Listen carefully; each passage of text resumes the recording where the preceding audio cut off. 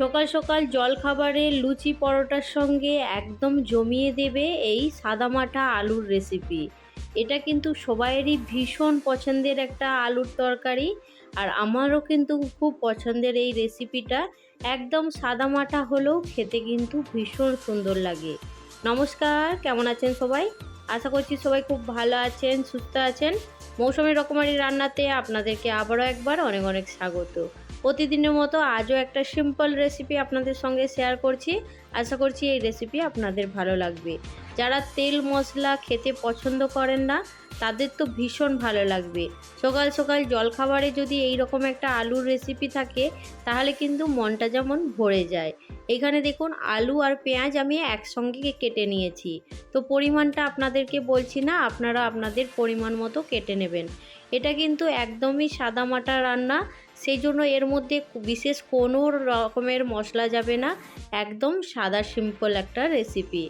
আর এইখানে দেখুন gas on করে কড়াটা গরম করে নিয়েছি। এবার কড়ার মধ্যে দিয়ে দেব পরিমাণ মতো সরষের তেল।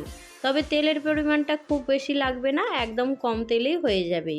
এখানে দেখুন তেলটা দেওয়ার পরে তেলটাকে একটু ভালো করে গরম করে নিয়েছি। এবার দিয়ে দেব এর মধ্যে ফোড়নের জন্য শুকনো লঙ্কা, আর তার সঙ্গে দিয়ে দেব এইখানে কালো জিরে। ফোড়নে যদি কালো জিরেটা দেওয়া হয় তাহলে কিন্তু খেতে ভীষণ ভালো লাগে। শুকনো লঙ্কা আর কালো জিরেটা যখন সুন্দরভাবে ভাজা হয়ে যাবে তখন এর মধ্যে থেকে একটা খুব সুন্দর গন্ধ বেরিয়ে আসবে। তখন এর মধ্যে আলু পেঁয়াজটা দিয়ে দিতে হবে। তা আমি আলু পেঁয়াজটা একসঙ্গেই কেটে নিয়েছি। একদম সিম্পল রেসিপি, কম সময়ের মধ্যে হয়ে যাবে। সকালবেলা যেহেতু খুব তাড়াহুড়োর সময়, সেই জন্য কিন্তু এই রেসিপিটা একদম পারফেক্ট। রুটি, পরোটা, লুচি কিংবা মুড়ির সঙ্গে একদম জমে যাবে। আমরা বাঙালিরা কিন্তু মুড়ি খেতে ভীষণ ভালোবাসি। তো সেই জন্যই কিন্তু এই মুড়ির জন্যও কিন্তু এটা খুব সুন্দর একটা রেসিপি। তো এইখানে দেখুন আমি একটু আলু পেঁয়াজটা ফোড়নের সঙ্গে একটু ভেজে নিচ্ছি। খুব বেশি ভাজার দরকার নেই, একটু হালকা নাড়াচাড়া করে নিলেই হয়ে যাবে। এইখানে দেখুন আমি পেঁয়াজ আর আলুটা খুব সুন্দর করে একটু নাড়াচাড়া করে নেওয়ার পরে এর মধ্যে এবার দিয়ে দিলাম স্বাদ মতো নুন। নুনটা দিয়ে একটু নাড়াচাড়া করে নিচ্ছি, তাহলে নুনটা চারপাশে একদম ছড়িয়ে যাবে, এক জায়গায় থাকবে না। এইভাবে একটু নাড়াচাড়া করে নেওয়ার পরে এবার এর মধ্যে দিয়ে দেব খুব সামান্য পরিমাণে হলুদ গুঁড়ো। আলুটাকে একটু নাড়াচাড়া করে নেওয়ার পরে এবার এর মধ্যে দেখুন দিয়ে দেব একটু সামান্য পরিমাণে হলুদ গুঁড়ো। হলুদ গুঁড়োটা দেওয়ার পরে একটু নেড়ে নিচ্ছি, হলুদের গন্ধটা তাহলে চলে যাবে। তারপরে এর মধ্যে দিয়ে দেব পরিমাণ মতো জল, তাহলে আলুটাও সুন্দরভাবে সেদ্ধ হয়ে যাবে। এবার ঢাকা চাপা দিয়ে রেখে দেব।